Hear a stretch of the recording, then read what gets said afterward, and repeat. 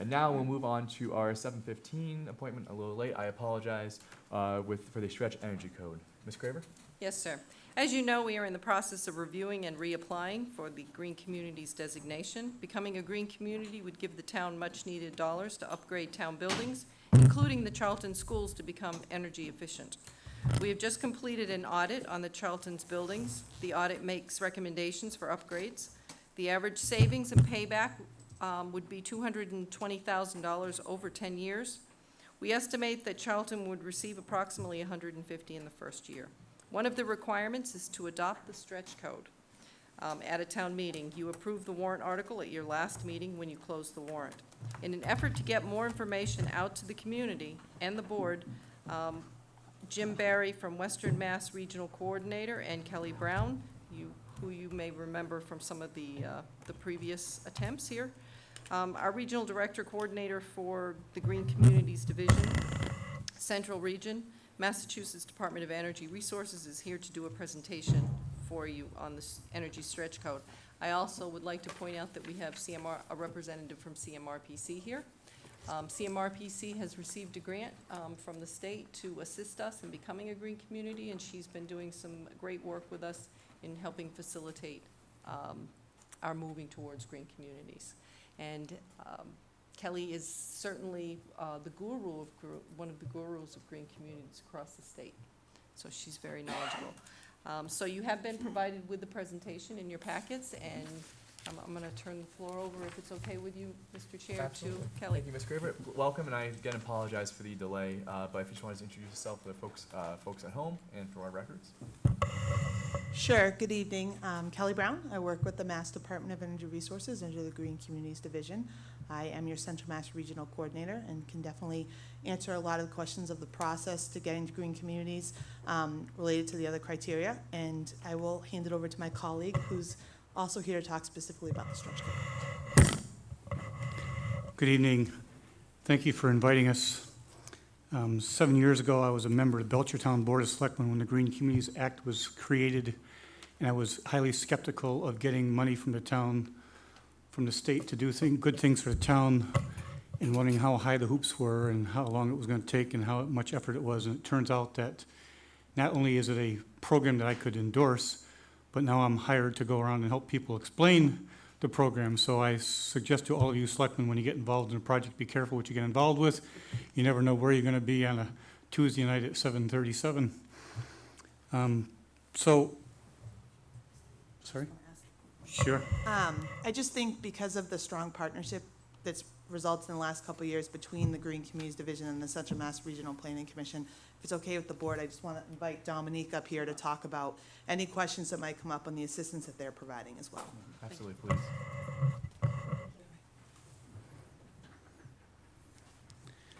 So we always start with this slide so you know what the chain of command is and where we fit in with the chain of command. So any questions that begin with, why are you doing that? We probably can't answer, since that's where we are in the chain of command. So the Green Communities Grant Program was created in 2008 by legislative act. It was a unanimous vote in both the Senate and the House of Representatives, and by the governor at the time. The Green Communities Act of 2008 created a variety of interesting programs related to energy efficiency, energy efficiency, energy efficiency, as well as renewable energy. And one of the things they did is they recognized the fact that many small towns in particular had many things that they could do to save energy and thus save taxpayer dollars on fossil fuels, but had no money to put into those projects. So they set aside up to $10 million a year specifically for municipalities. So it's not for residences, it's not for businesses, it's not for state funding. It's for municipalities to do energy efficiency projects in municipal buildings in order to reduce their energy costs and therefore reduce taxpayer money. In order to get at any of that $10 million, you got to jump through 5 hoops. These are the 5 hoops. I'm not going to talk about them all tonight. We'll talk about any one of them if you wish in greater detail. I've been asked to speak specifically about the 5th criteria, which is to make sure that new construction of new buildings is more energy efficient. And the reason for that, as you probably know, is 40% of the dollars and energy that we use in the United States is for buildings. So if you can make a building energy efficient from the beginning, you're saving dollars and money and energy for many, many years. So the criteria number 5, which is in the legislation, says we must minimize life cycle costs. And when that was written into the language, people said, how the heck are you going to do that? And the answer is, well, I don't know. It turns out that the only real way you can control what happens in a building is through the building code. And it also turns out, which I didn't know at the time, is that the building code changes every 3 years or so. So the standard building code of 2006 became the standard building code of 2009, which became the standard building code of 2012, et cetera. And at the time, there was lobbying going on about when we change the building code, let's make it really, really, really, really energy efficient. And so some people are saying, take it easy, let's not go crazy. And so they made an optional version of the building code that was a bit more than the standard building code. It was a bit of a stretch to get to do that building code. So they made it an option to the standard building code that towns could adopt or not, because many towns wanted to become more energy efficient and were lobbying to have their own building codes. And as you can imagine, many people in Boston said we do not need 351 different building codes. Building officials wouldn't know what's going on. The builders would not know what's going on. We wanted just one building code. So the solution was a piece of the building code that would be a stretch code. When it first came out, and I was involved with it, in Belchertown at the time, we were doing 100 new building permits a year, which was, the first time it happened, I said, holy cow. The second time it happened, I said, where are we going to build a new school? So one of the things we did when we were concerned with this building code and the new stretch code, which I knew nothing about, was let's invite a bunch of builders from the town to come in and ask a whole bunch of questions about it, since I didn't even know the right questions to ask, never mind what the answers might be. So we sent a postcard to everyone who had pulled a building permit the previous years, got them into a room about this size. They asked a gazillion questions, half of which we had no idea what the questions were, never mind the answers, but got answers to them about a month later or so, and had another meeting, and it finally passed. And some of the misconceptions that were out there in the beginning, some of the concerns that people had, some of the things that we weren't exactly sure about, I'm just going to go through these because I think it's important to know that these were certainly legitimate concerns 7 years ago, and they're less of a concern today. So the first one is the stretch code is new and experimental. How are we going to, there's no way people are going to be able to deal with the stretch code. Turns out it is not new and experimental. In fact, it was built on the Energy Star for Home program that had been 30 years old. It was invented in Washington when we had the first energy crisis many, many years ago. I know none of you are old enough to remember when you could not buy gas on Monday, Wednesday, and Friday unless your license plate was odd, and on Tuesday and Thursday unless your license plate, oh, I know you're all too young for that. But when that occurred, they came up with a whole bunch of suggestions to encourage people to use less oil. And one of them was to recommend and reward people to build houses that were more energy efficient.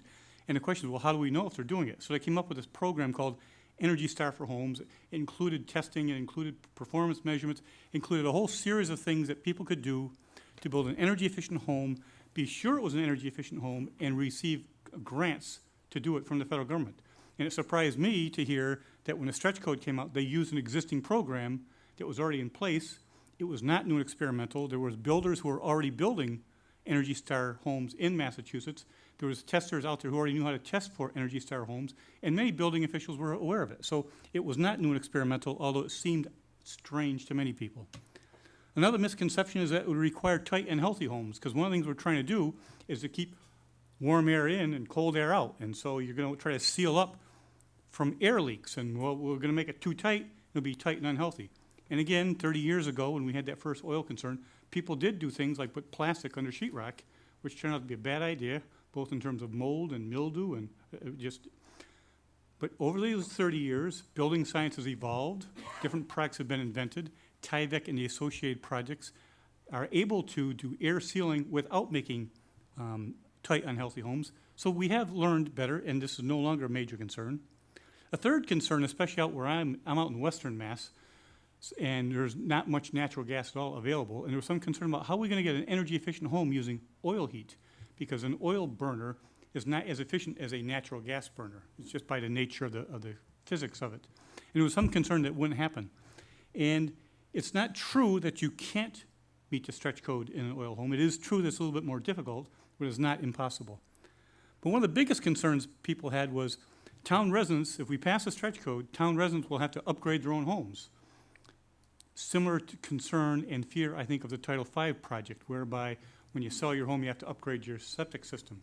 And so there was concern that perhaps when we sell your home, you have to upgrade the efficiency of it. The answer is no, it has no impact on the sale of homes. The first iteration of the stretch code included some wording that would include renovations and repairs, but the latest version of the stretch code that you will be voting on, effective January 1, explicitly omits renovations, repairs, and additions from new residences from any part of the stretch code. So now, the stretch code is only for brand-new residential homes and brand-new construction of commercial property. Question. Sure. I remember you going through this several years ago, 4-ish years ago, and one thing that was required that all new additions over a certain size did require. Yes, the that's DEP true. standard. So is that has changed? That has dropped. So in 2009, basically, is when the stretch code came into effect, and when it was first compared with the 2006 code, which was still in effect, but just barely, it was quite a bit of a stretch. But fairly shortly, in 2010, the 2009 standard code was in, and 2009 stretch code was in place, and it was a bit of a stretch. It included additions, so if you put in a brand-new addition on your home, the main part of the house did not have to change, but the addition would have to have 2009 insulation levels, which they all had to have anyway because it was already 2009, and they had to have Energy Star windows, doors, and skylights. The new stretch code that will be effective January 1 of 2017, which will be the one that will be appearing before you at town meeting, explicitly omits renovations, repairs, and additions from the stretch code. So what is a stretch code? What does it apply to? It's different from the plumbing code, it's different from the electrical code, it's different from the structure code. It basically applies to those parts of the building that are energy related. It basically requires that it be more energy efficient than standard, and the bottom line is the thing I want to focus on. It provides for performance testing rather than prescriptive measures. What the heck does that mean? Okay, so the prescriptive measures mean, like you go to a doctor and you get a prescription. Take 2 pills and call me in the morning. The building code has 2 paths, a prescriptive method and a performance method. The prescriptive path says you put R19 in the walls, R33 in the ceiling. The building inspector comes by and says, yep, I see the R19, I see the R30. You follow the prescription, it's fine. The stretch code goes beyond that and says we want to measure the performance of the whole house as a system, not just look at how are we doing by following the prescriptive.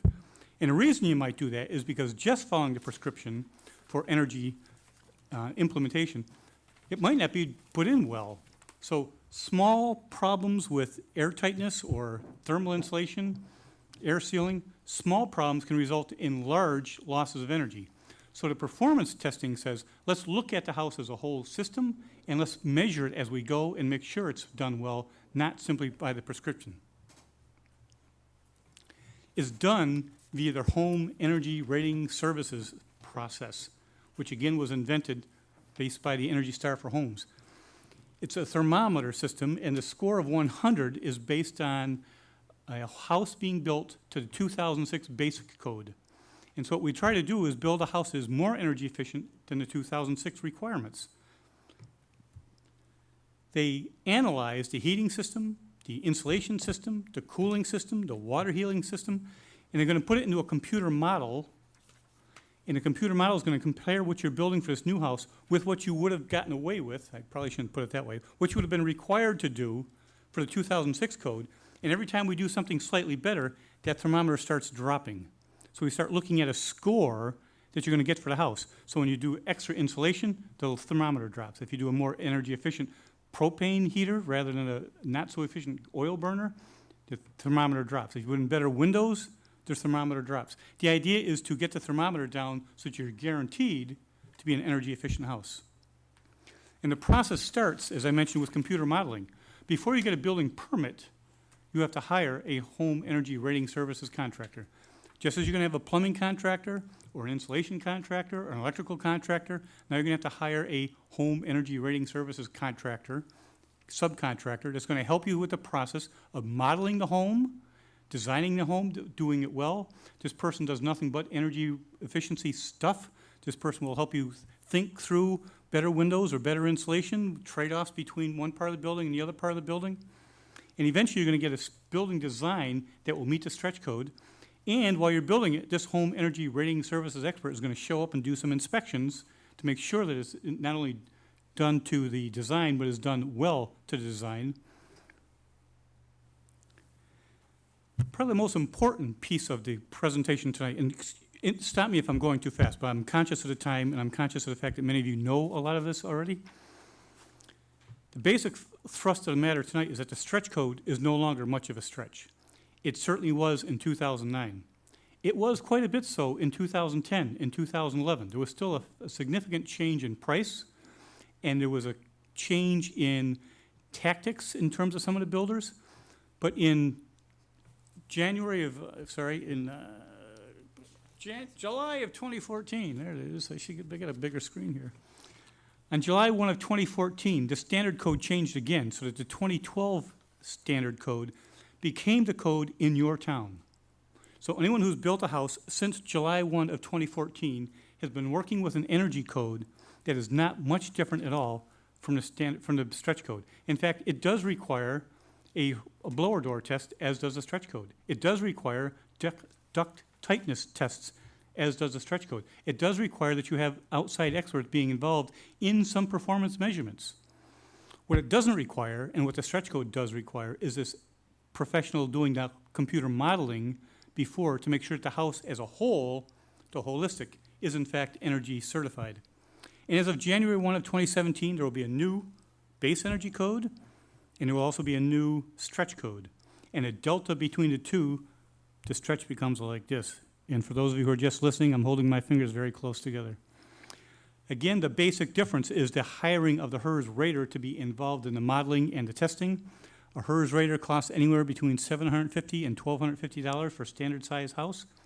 If you live in a town that is capable of getting mass save rebates, which we are, then the mass save new residential construction program offers incentives and rebates to the builder that helps pay for the cost that home energy rating services expert. It helps pay for appliances, helps pay for better heating systems, better hot water systems. But people still say, yeah, well, what's the real number? What's it really going to cost? Don't be talking to me about blah, blah, blah. It's going to be better than, tell me what it's going to cost me. So this is an example of a 2,200 square foot home, 3-bedroom home in the Worcester area. It's going to be heated with electric heat pumps rather than oil or natural gas, although I'll show you one in a bit that's different. This is the cost of the home and the extras. I'm going to turn one more page because this is where the detail is of what the extra costs are. So the left-hand side shows things that you have to do based on the base code. And on the right-hand column are those things that we did slightly differently in order to meet the stretch code, in order to get that thermometer down low enough to meet the stretch code. And so the first expense they have on there is a HERS expert at $1,350. They're going to use extra money for a better heat pump heating system. They're going to use extra money for a heat pump direct hot water system. They're going to use LED lightings that don't cost anything extra because they're paid for by Mass Save. And so if you look down the incentive breakdowns, the residential new construction program tier 2 incentive is $1,250. The heat pump has a rebate of $2,500. The heat pump water heater has $700. So the bottom line is the total cost to build this home to stretch code is an extra $2,000, but the rebates and incentives add up to $2,700. So if I go back one page to the front page of this, you can see that the reduced cost, the cost of the house is even less for someone building to stretch code versus the non-stretch code, and the year-to-year savings in terms of energy reduction is substantial. So your homeowner is paying less money per month for electricity and heating because it's a more energy efficient home. The next example is a similar size house. It's a 3-bedroom house. It's heated with propane because although air source heat pumps are a terrific thing and use electricity and are highly efficient, many people aren't very familiar with air source heat pumps. So here's an example of a similar size house, but it's heated with a propane heater rather than an air source heat pump. And again, the next page shows the extra costs to meet the stretch code are about $2,000, and the rebates are a little bit less than the one if for air source heat pumps, because there's a lot of rebates for the air source heat pumps because they're relatively new and the state is trying to encourage people to do this thing. But if you got a propane heater, you're still going to have incentives to add up to be more than the cost of the total house. We have more for natural gas. I've got a gazillion of those kind of reports of different sizes and different heating systems that I'm happy to go through. But Again, when we first started this a few years ago, there was a lot of people that said, you know what, I'm not sure I want to be the first one in my neighborhood to do this. I'm concerned about the cost to my builders. I'm concerned about, will the building community go to a different town instead of my town if I put the stretch code in? Will they get the new revenue? And as a selectman, I was concerned about losing out on new revenue. We know how budget season comes along. How many new houses are we going to get? How much can we claim for our, right? Turns out that quite a few, did this just go on or is it just me? Turns out that in the beginning, we had 35 municipalities join in right away and become green communities. And in the 7 years since we've been doing this, we've now have 178 municipalities have said yes to stretch code. Many of these have had multiple years of the building season. Realtors have not gone out of business. Builders have not gone out of business. Houses have not gone unsold. In fact, many younger folks are buying houses that are energy efficient because they're a lot smarter than I am. My daughter and her husband just built a house next door to us in Belchertown in a stretch code community. And they put in 12-inch wide walls full of insulation, and they put 3 air source heat pumps in there, and they expect to spend about $600 a year on heating. God bless them. And they got all those rebates, so they were a lot smarter than I was 20 years ago. In addition, 155 of those have become full green communities, and there's a difference in quantity because some people pass the stretch code first, and then they wait a while to do criteria 3, which, as you know, is the one that takes a little bit more time. That's why there's a difference in numbers here. But the short story is, you're in line to receive about $150,000. If you meet all 5 criteria, you can use that money for boilers in schools, or insulation in fire stations, or air source heat pumps in the police station. Things to reduce your energy usage at no cost to town because we're providing that grant money, yet you're saving money in the town on electricity and fuel, thus saving taxpayer dollars. The money comes from the Regional Greenhouse Gas Initiative project, which means it's not subject to the whim of the legislature or the governor during budget season. It's money that comes into the state because we belong to the Regional Greenhouse Gas Initiative, which is a series of states that have joined in to charge people who make electricity a fee for putting pollution into the air. They have to buy credits for that. They send the credits back to the state. Massachusetts has set aside $20 million. It's been $10 million. It's going up to $20 million just for this program. So there's money available, and it's likely to stay available. I think I've gone through something pretty quickly, so I'm happy to pause and take questions on any piece of it. Yeah, absolutely. Thank you so much. I just want to thank you for coming out. And is it possible to make this information available on our website? I know there's a lot to do that digest, but being available for our residents to look at. Yes. Thank you. Ms. Cooper? I have a couple of questions. One of them is about the grant program. You said that the town could be qualified for $150,000. Is that a one-time deal, or is that possible multiple years until all the projects are completed? How does that work? So we've said from the beginning that every community that's designated gets a designation grant, and that's based on that formula, the $125,000, and then additional grant funds that get you up to the $150 for Charlton, estimated by per capita and population. Once you've spent those grant funds, the $50 million he has up there in total is through actually designation and competitive. So existing green communities, once a year in the spring, have the opportunity to submit an application if they've spent all their existing grant funds for another $250,000. So Charlton would have additional opportunities to apply for more grant funding. So the first one's guaranteed, and then the following ones are just competitive. Yep. And I had another question that you said that exemptions for additions, renovations, and repairs as of January 1st. Where can we find that kind of information? Because what I've seen so far says that it's included in the Stretch Energy Code in Appendix AA of the Building Code.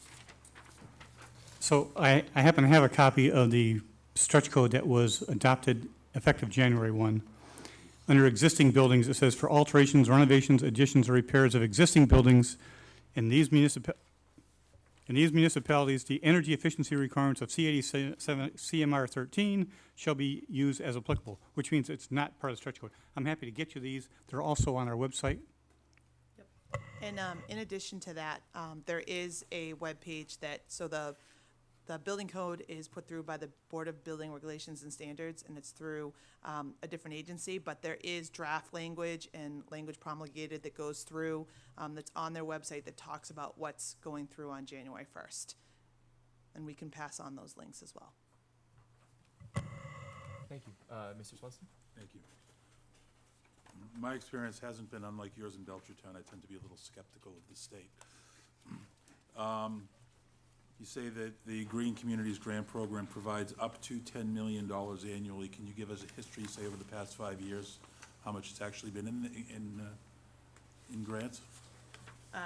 So since the program was rolled out, we're in this designation round will be our 10th round, and we've given out over 60 million, actually, in grant funds. We're just, on here, it's not counting our last competitive grant round, so in roughly 6 years, Okay, about so 10 while million it's a up to 10, it's been averaging 6. yeah. Nope, it's been averaging, because it's been over 60 million since 2010, so we're actually averaging just about 10 million. The first year, we didn't give away any money because we had no one who was a green community. Yeah. So we spent it on the Mass Energy Insight software that you have access to that helps you track your energy usage.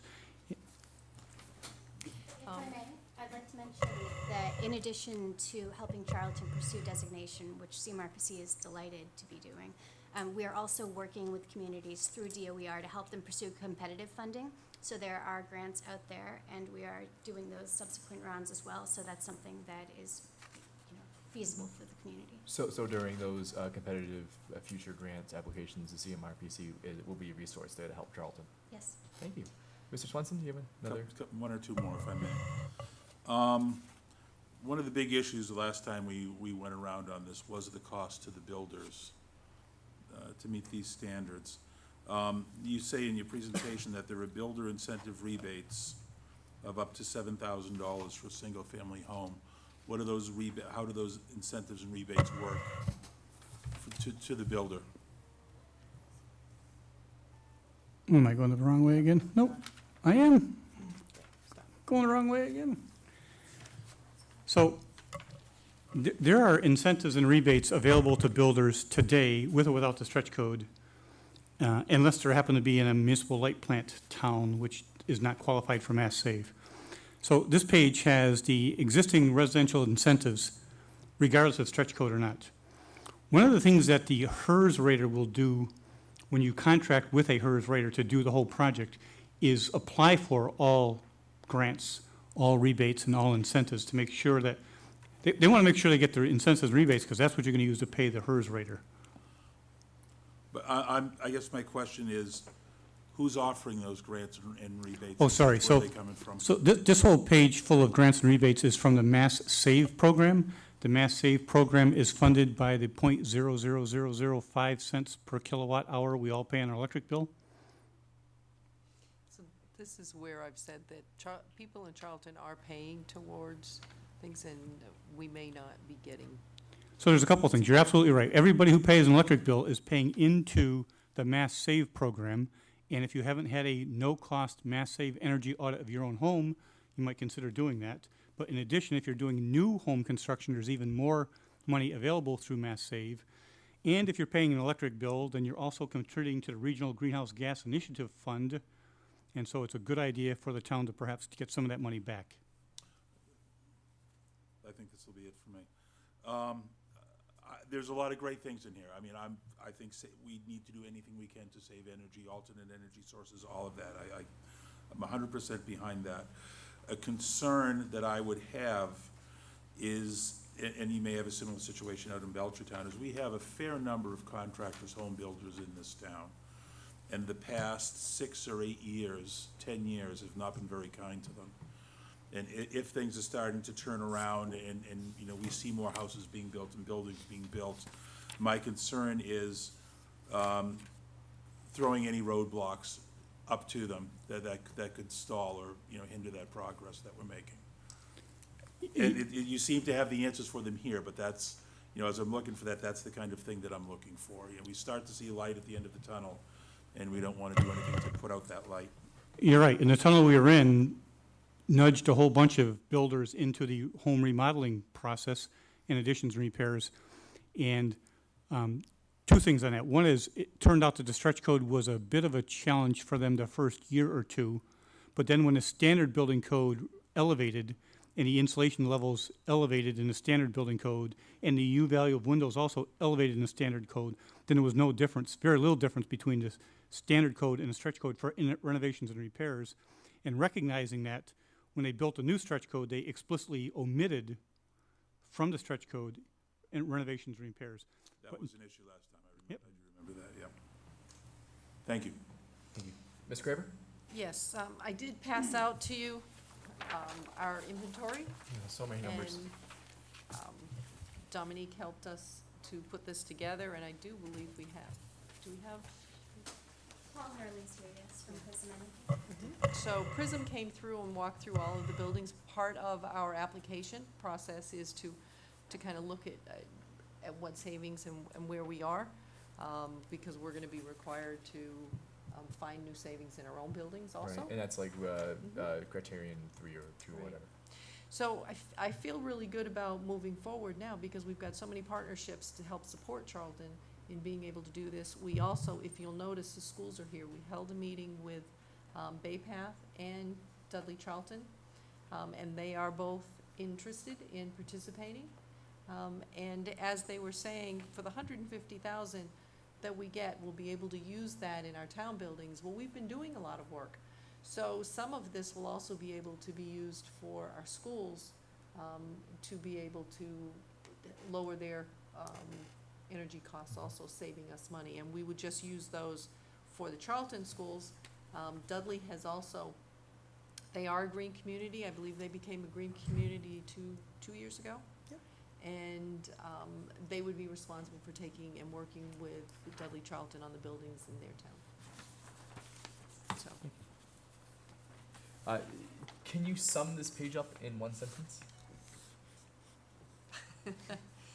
What is the, so what It's is gonna be a the, really long, I was gonna say. a lot of compound sentences, but like, it's like, Okay, so what you're looking at is, you have the buildings, you have the animal shelter, the activities center, cemetery department, elementary school, heritage school, middle school, fire station, 1, 2, and 3, highway department, library, police department, town hall, and the water sewer department. What they did was they went through and looked at different portions, such as their lighting, and they made recommendations for reductions. If you look in the top columns, and for those of you who are home, I'm sorry we don't have this as a video, but certainly if you'd like a copy of this, come down to our office and we'll make you a copy. What it states in here is the projected annual electricity savings, what that would cost, the projected savings if you made some of these improvements, what the improvements would cost, and then over in the last column, you'll see a payback, which is the payback in how many years. So some of these things we probably won't do. If you look at, in the cemetery, the second one, the furnace replacement, when you cost that out, it's a payback of 300 years. So, we're probably not gonna do that for energy savings, but we may have to replace the furnace at some point. But then there's other things that we can get a fairly fast payback, such as if you go down to the water sewer and you look at adding the VFDs and makeup for the air unit, and that's less than a 5-year payback. So, a couple of things. We'll be able to get credit if Bay Path comes on, we will actually they do a look back of 3 years. As you know, Bay Path just upgraded their school, and they're now a LEEDs building, and we will be able to utilize those points. And that will be very helpful to us to meet our goals. Do you want to add anything to that, or do you want to add anything about the buildings? I know we have, the chief has been looking at doing some upgrading on his installation. And Chief, you have a couple of projects actually that would qualify under this $150,000, correct? so it just seems like there's an easy opportunity to meet every other requirement, and all that's left in the way is the stretch code. Well, you'd have a policy also about purchasing the vehicles. That's not a stretch, Yeah. no pun intended. Our highway and our public safety vehicles are excluded. And we don't use a lot of other vehicles, but if we were moving forward, it would be good to get into Right. reducing our costs. And as you move forward on this project, it only helps us reduce our own costs. Not Right. only do we help the environment, but it helps us reduce and contain rising energy costs. Ms. McGrath? Yeah, and I echo Rick's sentiments, you know, with the builders. We do have a cottage industry here where we have a lot of local people who make their living in the building trades in town. One of the things that will probably sell is the delta between the current code and the stretch code being minimal. That's gonna be imperative of us to explain that to them. But the other thing is, and having dealt with a lot of these gentlemen, is they do not like to be told that they have to do anything. The real good ones have already gone this route, and they build it into the cost of the house. But even they don't like to be told that they have to do something. One of the things with this is that we need to make sure that everybody understands that it's in the best interest of the town, because we're already putting the money out into, you know, in our electric bills and everything. But we also have to be cognizant of the fact that we're gonna run into a wall a little bit with the builders. Absolutely, and that's, you know, this information does help the people at home, people who will go onto the website, but sadly, that's the reality of it. It's minimal, and what comes down to it is the vote at town meeting, and having easily digestible information there, and a presentation that will change the minds of the people who are ultimately voting on this. And I think having someone, one of the strongest cases that you could bring to town meeting is to have builders who, you know, even in Dudley, who have worked under this code and share their experiences. And if, you know, that speaks much more volumes than any data you could bring forward.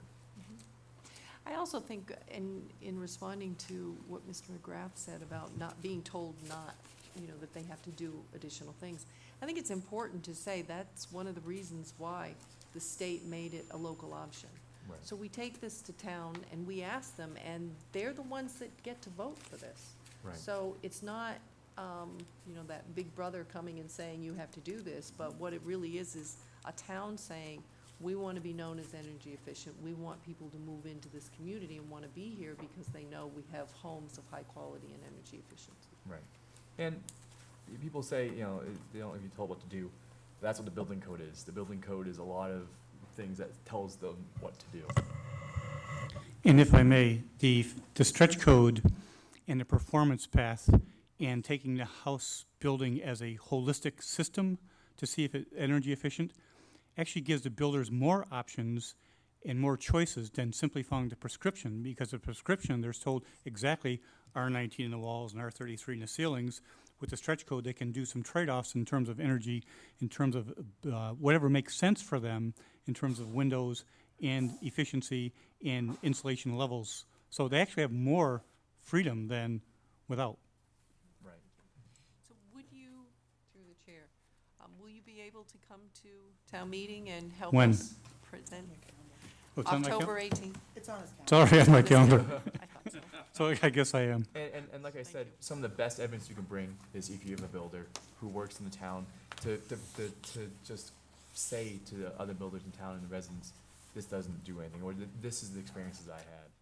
So, Yep, that's exactly what we did in Belchertown. I had a builder stand up who had done Energy Star for homes for quite a few years. And he says, they sell like hotcakes and it's a bit of a pain to get started, but once you know what you're doing, it's no big deal. And now that the current code has moved up, they're gonna have to build this way anyway. They still have to do the blower door test, they have to do the duct test. so thank you.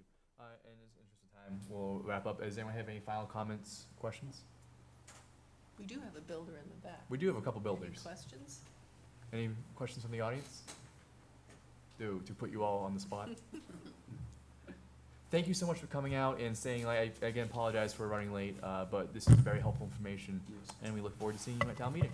Thank you so much for having us. Thank you. Thank you. Thank you.